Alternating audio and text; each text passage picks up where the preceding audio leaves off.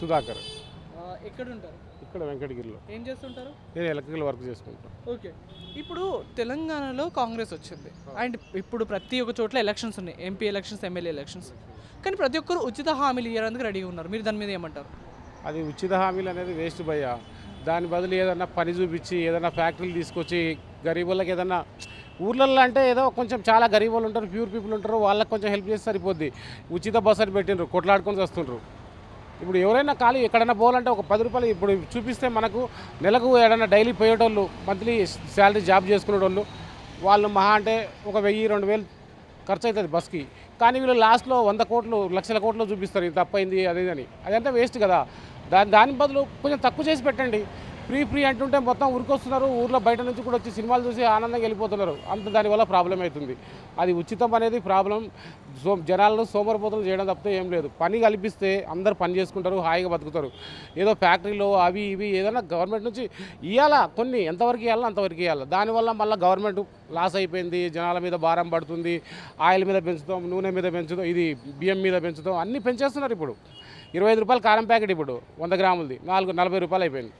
ఇట్లా పెంచుకుంటూ పోతుండ్రు. ఉచితం అంటుండ్రు, గెలిచిపోతుండ్రు, వాళ్ళ పనిలో వాళ్ళు చేసుకుంటుండ్రు.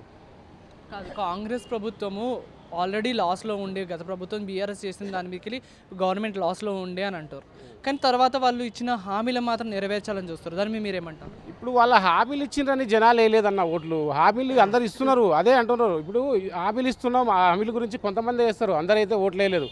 సిటీలో అయితే బీఆర్ఎస్ ఎక్కువ వచ్చింది, పల్లెటూళ్ళలో వచ్చింది. వాళ్ళు ఏంటంటే 9 సంవత్సరాలు చూసి ఇది అయిపోయినారు. ఈ గవర్నమెంట్ అయినా కనీసం హామీలు ఇవ్వండి. హామీలు అంటే దానికి పనికొచ్చేది. అన్నీ ఫ్రీ. ఇప్పుడు కొన్ని మన పంచులు అవి బట్టలు పంచుతున్నారు. ఆ బట్టలు దేనికి పనికిరావు. అవి పండగ రోజు ఆ బట్టలు ఎవరైనా వేసుకుంటారా భయ్యా? 200 చీర కూడా ఉండదు అది. ఆ పండగ రోజు ఆ 200 చీర వేసుకొని వాళ్ళు ఏం చేస్తారు? పండగ రోజు మళ్ళీ అది దానికి వచ్చి పండగ మానుకొని వచ్చి వాళ్ళంతా పడిగాపులు కాసుకొని నిలబడి ఉంటారు.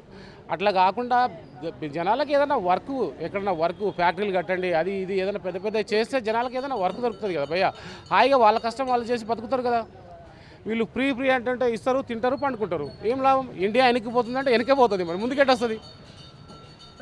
తెలంగాణలో బీఆర్ఎస్ పాలనలో అసలు నింది డెవలప్మెంట్ కాలేదు, ఎక్కడ కాకపోవనే కాంగ్రెస్ గవర్నమెంట్ తెచ్చిర్రని రేవంత్ రెడ్డి గారు అన్నారు. మీరేమంటారు? కాంగ్రెస్ బీఆర్ఎస్ వాళ్ళు చేసింది కొంతవరకు చేసింటారు. అది ఆల్రెడీగా హైదరాబాద్ ఫుల్ డెవలప్ అయ్యే ఉంది. అది డెవలప్ అయిన దాన్నే వాళ్ళ చేతిలో పెట్టిండ్రు. వాళ్ళు కొంచెం చేసింటారు, వీళ్ళు కొంచెం చేసింటారు. కానీ నేను ఒక్కనే చేసిన అనేది లేదు. ఇక్కడ అన్ని రకాల వాళ్ళు ఉన్నారు ఇక్కడ హైదరాబాద్లో. నేను ఒకటే చేసిన అని ఇంతకుముందు చంద్రబాబు నాయుడు చేసిన అంటారు. ఈయన ఎవరు చేసినా కూడా అందరు కలిసి చేసిందే, కానీ కొంచెంగా చేసిందే ఇంత పెద్దగా అయిపోయింది. అది ఎవరిది ఉండొచ్చు, ఎవరిదైనా కొంచెం ఉంటుంది, అంతేగాని నేను ఒక్కనే ఇది చేసిన అనేది తప్పు. అది వై షర్మిల తెలంగాణలో ఒక పార్టీ పెట్టింది, అది కాంగ్రెస్లో కలిపేసింది.